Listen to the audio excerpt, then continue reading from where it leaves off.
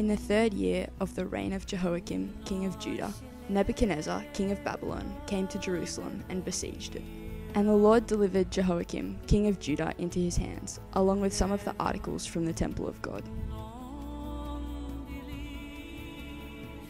These he carried off to the temple of his God in Babylonia, and put in the treasure house of his God.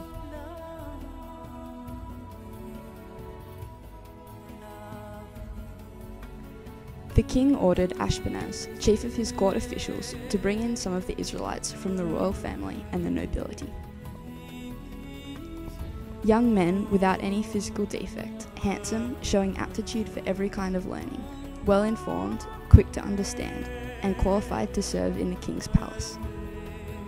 He was to teach them the language and literature of the Babylonians. The king assigned them a daily amount of food and wine from the king's table. They were to be trained for 3 years, and after that they were to enter the king's service. Among these were some from Judah: Daniel, Hananiah, Mishael,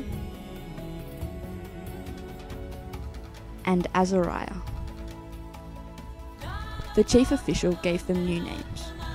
To Daniel, the name Belshazzar; to Hananiah, Shadrach; to Mishael, Meshach; and to Azariah, Abednego.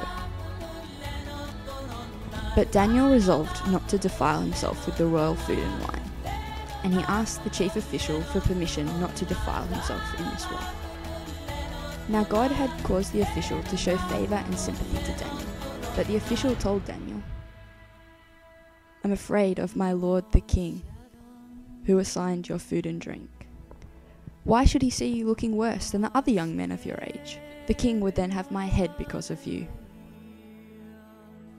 Daniel then said to the guard whom the chief official had appointed over Daniel, Hananiah, Mishael, and Azariah, "Please test your servants for 10 days. Give us nothing but vegetables to eat and water to drink.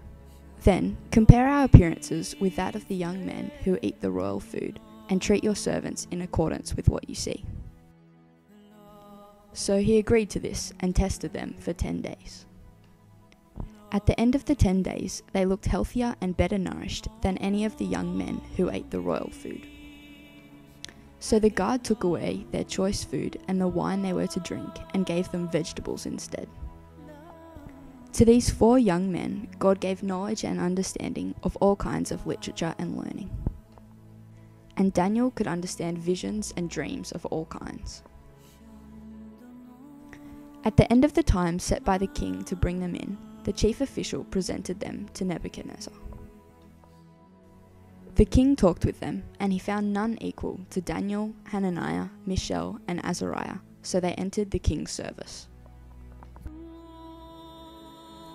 In every matter of wisdom and understanding about which the king questioned them, he found them 10 times better than all the magicians and enchanters in his whole kingdom. And Daniel remained there until the 1st year of King Cyrus.